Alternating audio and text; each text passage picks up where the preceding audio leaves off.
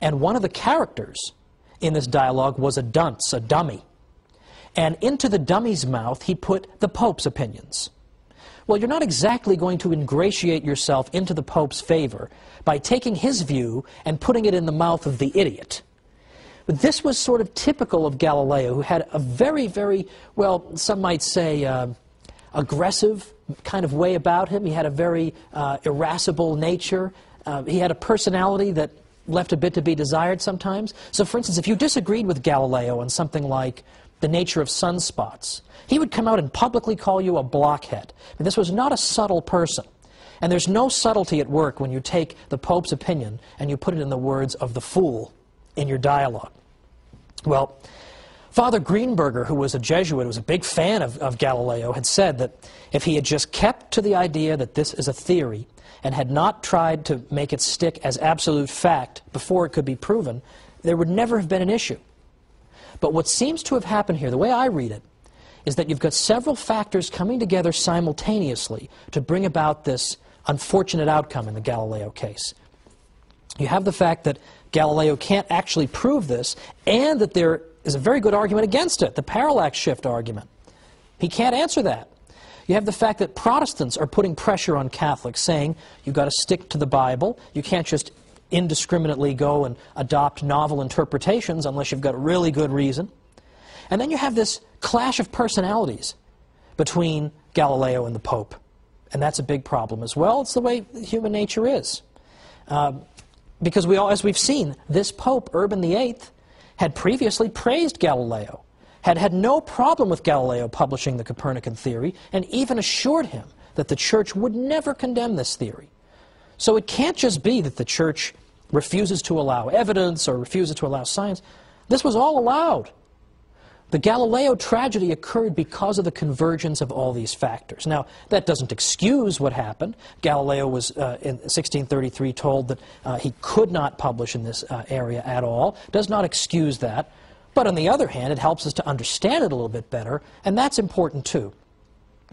Now, a good many scholars have begun to argue that people at the time, at least some of them, understood that the sentence against Galileo was intended in large part personally against him.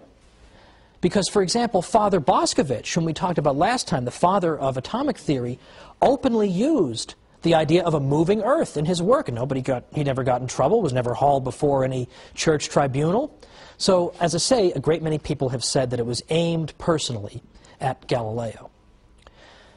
Now, having said all this, as I say, my purpose here is not to say that there was no wrong done or that this episode is something to celebrate. But at the same time, I think we can understand that what actually happened here was the fruit not of any mythical Catholic hostility to science, but merely the unfortunate convergence of a variety of factors occurring at the same time. Because what we've seen in these past few episodes is that the Church's achievements when it comes to science are legion and are substantial. And that we have seen that more and more professionals who actually do this for a living, who study the history of science for a living, are saying that Galileo case or no Galileo case, the Church helped to make the scientific revolution possible. And it helped make it possible not simply because a great many Catholic priests engaged in important scientific discoveries, or wrote important scientific works, or composed great scientific encyclopedias, all of which the Jesuits did. It's not simply that. It's that the Church provided the framework in which science was possible. It made us believe that the universe could be understood by our minds and encouraged us to engage in this type of undertaking. And finally, even beyond that, the Church encouraged, yes, believe it or not, the free interchange of ideas. It encouraged a culture of debate and discussion. That was the culture that was fostered in the university system of the Middle Ages. And that's what we're going to look at next time.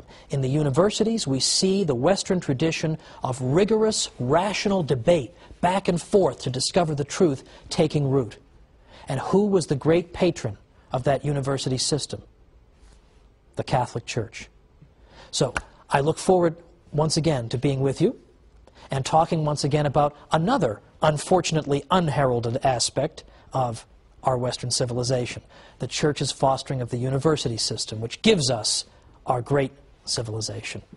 Thank you.